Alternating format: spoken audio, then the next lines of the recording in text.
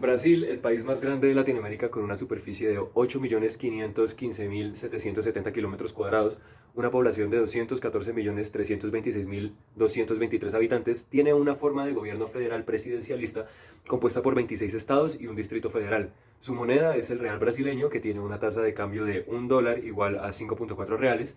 Su economía es la novena del mundo por el PIB nominal y la octava por la PPA, con un valor de 1.491 billones de dólares y 3.328 billones de dólares respectivamente en el 2021.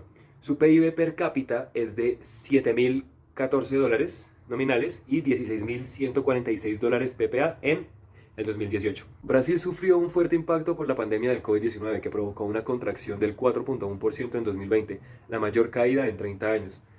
El sector más afectado fue el de servicios, que representa el 70% del PIB, seguido por las industrias y la inversión. El consumo de las familias también se redujo por el aumento del desempleo, la inflación y la pérdida de ingresos.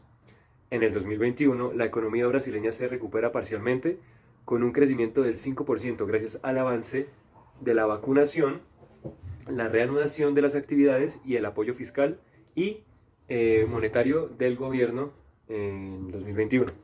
En el 2022, la economía de Brasil creció un 2.9% debajo de las expectativas del mercado debido a la persistencia de los efectos negativos de la pandemia. A pesar de que Brasil sea una de las mayores economías de todo el mundo y sea el país más grande de Latinoamérica, este enfrenta desafíos persistentes que afectan a millones de personas, como lo es la pobreza y la desigualdad.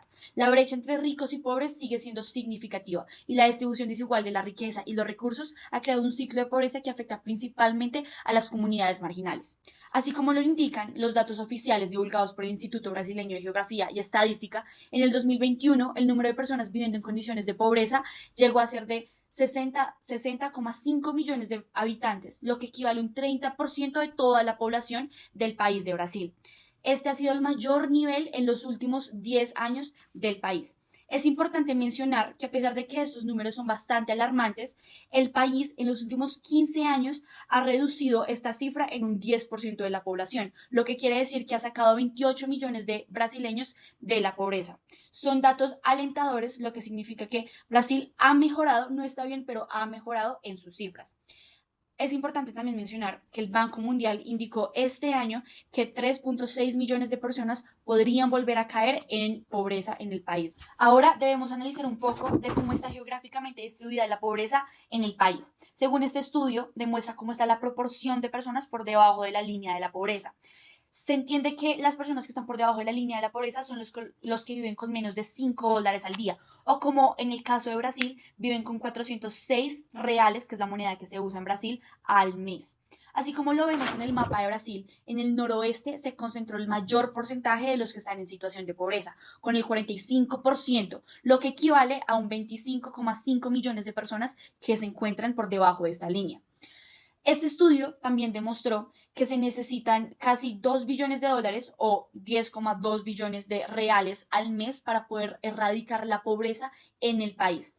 Asimismo, vemos como el 26,5% de la población están por debajo de la umbra de la pobreza, o sea, están más abajo de lo que es la pobreza. A continuación, examinaremos cuáles son las comunidades principalmente afectadas por la pobreza. Como lo podemos ver en esta infografía, son las mujeres, en general las que se afectan por la pobreza.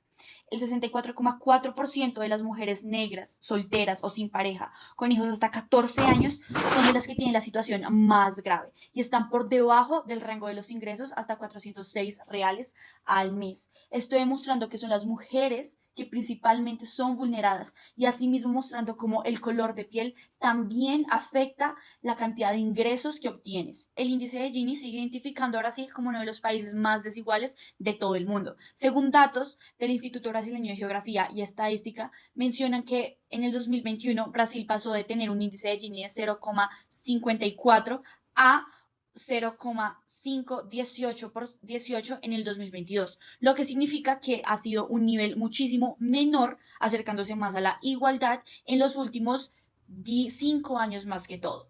En esta diapositiva podemos identificar en dos diferentes gráficas cómo a lo largo de los años el índice de Gini se ha modificado y ha cambiado exponencialmente. Debemos destacar años como 1990 a 1993, donde se vio un índice de Gini casi llegando al 1, con un 0,64, pero también en 1994 pudimos ver cómo este disminuyó exponencialmente y cómo se ve un poco más de igualdad en el país.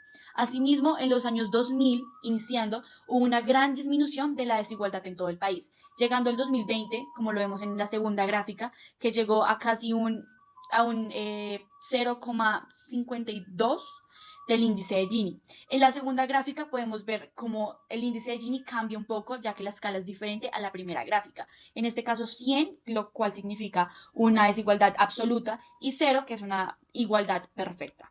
A pesar de que los números y las cifras aún siguen siendo bastante alarmantes para el país de Brasil, la curva de Lawrence nos demuestra que en los últimos 15 años el país ha disminuido exponencialmente su desigualdad. Como lo vemos en este caso, la línea más roja demuestra en año 2014 y esta se ve que está aún más cercana a la línea de perfecta igualdad, lo que ha demostrado una disminución de la desigualdad. Y la línea más anaranjada, más clara que podemos ver, la de 1999, se acerca muchísimo más a la línea de total desigualdad. Así vemos como poco a poco la población va aumentando según van aumentando los ingresos de las personas. La curva de Lawrence nos ha ayudado bastante a identificar cómo la desigualdad en el país ha mejorado en algún punto. No está bien, pero ha mejorado algo. Pero así como hemos hablado de pobreza y desigualdad, debemos también entender las causas y los factores estructurales que han llevado a que el país tenga estas cifras tan altas y asimismo como también han habido disminuciones de estas dos. Primeramente debemos mencionar que en el país ha habido una gran falta de inversión en la educación y en la salud, que como sabemos son de pilares fundamentales para que la pobreza y desigualdad puedan ser erradicadas. También podemos ver cómo hay bastantes barreras al acceso de oportunidades económicas para ciertos grupos. Es importante mencionar que hay mucha población brasileña la cual está en un desempleo absoluto. También vemos la desigual distribución de tierras y recursos naturales, la falta de acceso a servicios básicos, como es el servicio del agua, del gas, de la luz y demás. Y como ya lo he mencionado, la informalidad laboral. También Brasil es uno de los países que tiene una red de seguridad muy ineficiente e inadecuada para el país. El siguiente tema a tratar es el desempleo en Brasil. A raíz de la pandemia, la tasa de desempleo en el tercer trimestre del 2022 sería del 14,6% de la población activa, es decir, cerca de 14 millones de personas. La solidez del mercado laboral contribuyó a impulsar la economía brasileña por encima de las expectativas pesimistas de los analistas al principio del año. La tasa de desempleo en Brasil está bajando consecutivamente. De hecho, según datos oficiales, la tasa de desempleo nacional descendió a un 7,9% respecto a meses anteriores. De hecho, Brasil terminó el año pasado, 2022, con una tasa de desempleo de un 8,3%. La tasa actual del 7,9% significa que unos 8,5 millones de personas están sin trabajo, según la Agencia Nacional de Estadística. Voy a explicar algunas de las medidas que el gobierno de Brasil utilizó para contrarrestar los efectos del COVID durante la pandemia. Vemos una gráfica en donde se logra ver el PIB, el Producto Interno Bruto de Brasil, y cómo bajó de 0,5% a 11,4% durante la pandemia del 2020. Esto lo que nos hace ver es que el PIB bajó de una manera increíblemente grande, o sea, el PIB decreció un montón durante la pandemia. A continuación vemos las medidas fiscales de Brasil, que es acá donde se logra observar, y vemos cómo durante el COVID-19 aumentaron. Todas estas medidas son expansivas y contracíclicas. ¿Por qué?